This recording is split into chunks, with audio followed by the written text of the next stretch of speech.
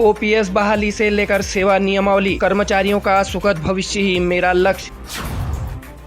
आगामी 17-18 जून को चंपावत में educational ministerial officers association Uttarakhand के बैनर तले होने वाले अधिवेशन में प्रांतीय अध्यक्ष पद के चुनाव की सरगर्मियां तेज हो गई हैं। Uttarakhand federation of ministerial services association के गढ़वाल मंडल अध्यक्ष सीताराम पोखरियाल ने भी चुनावी ताल ठोक दी है। जिंदाबाद जिंदाबाद जिंदाबाद सीताराम पोखरियाल जिंदाबाद जिंदाबाद जिंदाबाद सीताराम पोखरियाल जिंदाबाद जिंदाबाद जिंदाबाद आवाज दो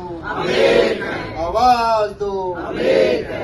जहां उन्होंने कर्मचारियों की उचित मांगों को लेकर चुनाव मैदान में उतरने की बात कही, साथ ही अपना मुख्य एजेंडा भी बताया। आंदोलनकारी कर्मचारी नेता के तौर पर जाने जाने वाले सीताराम पोखरियाल ने बातचीत में बताया कि वह वर्षों से ओपीएस लागू करने की मांग को लेकर आंदोलन करते आ रहे हैं और आगे भी यह क्रम जारी रहेगा। वहीं उन्होंने कहा कि सेवा नियमावली को लागू करवाना भी उनकी मुख्य मांगों में से एक है, जो कि आज तक नहीं बन पाई है। वहीं सीताराम पोखरियाल ने कर्मचारियों को विभागीय प्रशिक्षण और 6 पदों की जगह 4 पदोन्नति में ही मुख्य प्रशासनिक अधिकारी बनाने हेतु नीति पर कार्य करने की बात भी कही। एजुकेशन मिनिस्ट्रियल ऑफिसर्स एसोसिएशन का प्रांतीय अधिवेशन 17 और 18 जून को चंपावत में होना सुनिश्चित हुआ है। निश्चित रूप से इसमें मेरे द्वारा प्रदेश अध्यक्ष हेतु दावेदारी की जा रही है और मैं सभी अपने मिनिस्टर साथियों से अनुरोध करूंगा, अपील करूंगा कि अधिक से अधिक संख्या में चंपावत पहुंचकर मुझे अपना अमूल्य वोट और समर्थन देने का कष्ट करें। साथियों, मेरा एक एजेंडा है, अपील है, जिसके लेके आपके सामने मैं प्रस्तुत करूं। सर्वप्रथम मैं हमारे जो मुख्य प्रशासनिक अधिकारी के पद है, इन पदों को मैं 10% उप शिक्षा अधिकारी पदों पर पदोन्नति हेतु फेडरेशन के माध्यम से, माननीय मुख्यमंत्री के माध्यम से इसको स्वीकृत कराने का पूरा प्रयास करूंगा और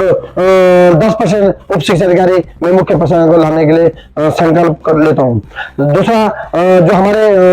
मुख्य प्रशासन अधिकारी को लोक सुनियोजित का दायित्व दिया गया है, यदि मुख्य प्रशासन का लोक सुनियोजित अधिकारी का दायित्व दिया गया है तो निश्चित रूप से उसको वित्तीय और नीतिगत प्रकरणों में भी उसको उनको जिम्मेदारी दी जानी चाहिए ताकि वो लोक सुनियोजित अधिकारी के पदों को ले सके। अन्यथा अगर वित्तीय और नीतिगत प्रकरणों में उनको विभाग द्वारा दायित्व नहीं दिया जाता तो हम लोग सूचना अधिकारी से भी विभाग से हटाएंगे, क्योंकि लोक सूचना अधिकारी केवल शिक्षा विभाग में ही किया गया। नंबर 3, हमारे जो 1 अक्टूबर 2005 के बाद जितने भी हमारे कर्मचारी नियुक्त है वो पुरानी पेंशन से वंचित कर इनको एनपीएस और यूपीएस जैसा काला कानून थोपा गया है, इसको 2027 से पहले इसको खत्म करेंगे और इसके लिए हमें पुरानी पेंशन जो संघर्ष है कहीं ना कहीं केंद्र सरकार और राज्य सरकार को 2027 से पहले करना होगा। अन्यथा राज्य में जो आगामी विधानसभा चुनाव है सरकार को इसका खामियाजा भुगतना पड़ेगा और मैं अपने एजुकेशन मिनिस्टर से मैं इसके लिए पूरा 100% अपना योगदान दूंगा। नंबर 4, जो हमारे कनिष्ठ सहायक, वरिष्ठ सहायक, प्रधान सहायक, प्रशासक, वरिष्ठ प्रशासक, मुख्य प्रशासक 6 सोपान दिए गए, इसमें 2 पदों को मैं कम कर 4 पदों पर ही एजुकेशन मिनिस्टर के अपने संपर्क में रखेंगे। और नंबर 5, जो हमारे कर्मचारियों को पुरस्कार की व्यवस्था अभी तक नहीं है, उन्हें पूरे उत्तराखंड में प्रत्येक कर्मचारी को, चाहे वो जो अच्छे काम करने वाले कर्मचारी हैं, उन्हें पुरस्कार देने की व्यवस्था विभाग द्वारा करवाऊंगा। और इसके अतिरिक्त जो हमारे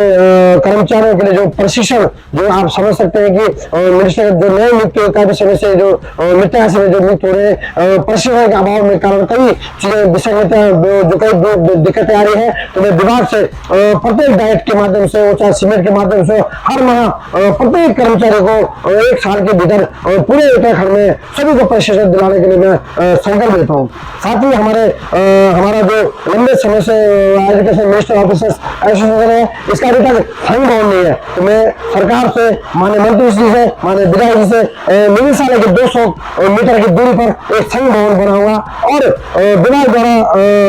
संघ भवन का जल्द से जल्द निर्माण कराऊंगा। साथ ही उत्तराखंड में आप देख रहे हैं कर्मचारियों के लिए लगातार अधिकारियों द्वारा पेगड़गी फरमान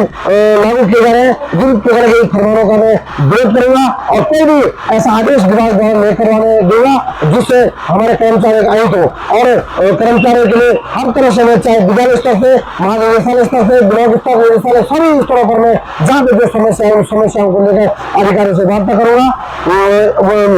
और इसके अतिरिक्त मेरा मानना है